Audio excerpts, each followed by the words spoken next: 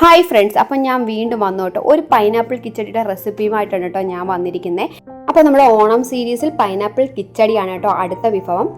ഞാനൊരു half pineapple ആണ് കേട്ടോ ഞാൻ എടുത്തേക്കുന്നത് ഇതിന് വേണ്ടിയിട്ട്. അപ്പോൾ ചെറുതായിട്ട് ഇങ്ങനെ അരിഞ്ഞ് കഷ്ണങ്ങളാക്കി വെച്ചിട്ടുണ്ട്. അപ്പോൾ നമുക്ക് ഉണ്ടാക്കി തുടങ്ങിയാലോ? വായോ. ഞാനൊരു മൺചട്ടിയാണ് കേട്ടോ ഇതിന് വേണ്ടിയിട്ട് എടുത്തേക്കുന്നത്. അപ്പോൾ കഷ്ണങ്ങളെല്ലാം ഞാൻ അതിനകത്ത് ഇട്ട് കൊടുത്ത് 1 സ്പൂൺ മുളക് പൊടിയും 1/2 ടീസ്പൂൺ മഞ്ഞൾപ്പൊടിയും പിന്നെ ആവശ്യത്തിന് ഉപ്പും ഞാനിതിൽ ചേർക്കുന്നുണ്ട് കേട്ടോ. അതിനുശേഷം ഒരു സ്പൂൺ വെച്ച് നന്നായിട്ടൊന്ന് ഇളക്കി കൊടുക്കണം കേട്ടോ.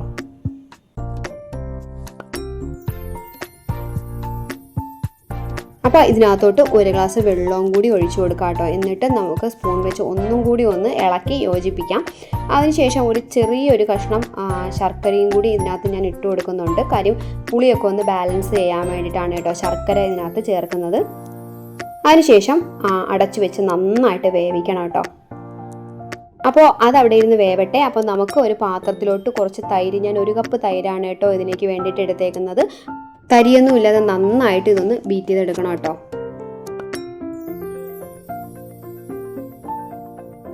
അരപ്പൊന്ന് റെഡിയാക്കി എടുക്കാം. അപ്പോൾ ഞാൻ 2 പിടി തേങ്ങയാണ് കേട്ടോ ഇതിലേക്ക് വേണ്ടിയിട്ട് എടുത്തേക്കുന്നത്.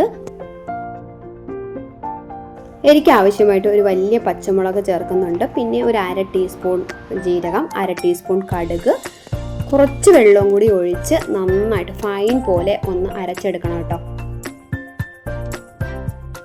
ഒരുപാട് വെള്ളമൊന്നും ചേർക്കാതെ ഇതേപോലെ തന്നെ അരച്ചെടുക്കണം കേട്ടോ. അപ്പോൾ അതേ പൈനാപ്പിളൊക്കെ നന്നായിട്ട് വെന്ത് കിട്ടിയിട്ടുണ്ട്. ഒരുപാടങ്ങ് ഉടച്ച് യോജിപ്പിക്കേണ്ട കാര്യമില്ല. കാര്യം കുറച്ച് കഷ്ണങ്ങളായിട്ടൊക്കെ കിടക്കുമ്പോഴാണ് കേട്ടോ ടേസ്റ്റ് കൂടുതൽ.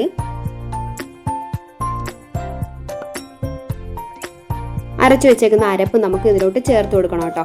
അപ്പോൾ അത് കഴിഞ്ഞ് നന്നായിട്ട് ഒന്ന് ഇളക്കി അത് യോജിപ്പിച്ച് ഒന്ന് തിളപ്പിച്ചെടുക്കാം.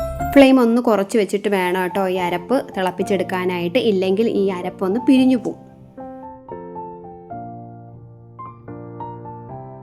അരപ്പിട്ട് തിളപ്പിക്കുമ്പോൾ തന്നെ പൈനാപ്പിൾ കഷ്ണങ്ങളും കൂടി ഒന്ന് അതിലോട്ട് നന്നായിട്ട് ഉടച്ച് ചേർക്കാൻ നോക്കണം കേട്ടോ. എന്നാലേ നമ്മുടെ പൈനാപ്പിളിൻ്റെ ഫ്ലേവർ ശരിക്കും കിട്ടത്തുള്ളൂ. അപ്പോൾ അരിയും കൂടി കുറച്ച് മുന്നിലോട്ട് നിൽക്കാൻ വേണ്ടിയിട്ട് ഞാൻ പച്ചമുളകും കൂടി ചെറുതായിട്ട് അരഞ്ഞത് അതിനകത്ത് ഇട്ട് കൊടുക്കുകയാണ്. പിന്നെ കറുത്ത മുന്തിരിയും കൂടെ ഞാൻ ചേർക്കുന്നുണ്ട്.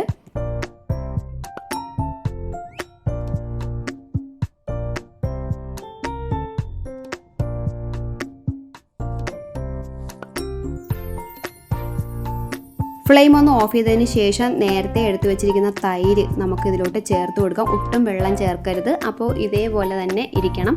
അപ്പോൾ അത് നന്നായിട്ടൊന്ന് മിക്സ് ചെയ്തെടുക്കാം. തൈരൊന്ന് അതിൽ ഒഴിച്ചതിന് ശേഷമേ ഉപ്പ് ചേർക്കാവുള്ളൂ കേട്ടോ പൈനാപ്പിൾ കിച്ചടിയിലോട്ട്. അപ്പോൾ ഇനി താളിച്ച് നമുക്ക് ഒഴിച്ചു കൊടുക്കാം. ചീനച്ചട്ടിയിലേക്ക് എണ്ണ ഒഴിച്ചു കൊടുത്ത് അതൊന്ന് ചൂടാകുമ്പോഴത്തേക്ക് നമുക്ക് 1/4 ടീസ്പൂൺ കടുകും പിന്നെ കുറച്ച് ചുവന്ന ഉള്ളി അരിഞ്ഞതും പിന്നെ ഇതേ വറ്റൽമുളകും കറിവേപ്പിലയും കൂടെ ഇട്ട് അതൊന്ന് കടുവറുത്തെടുക്കാം കേട്ടോ.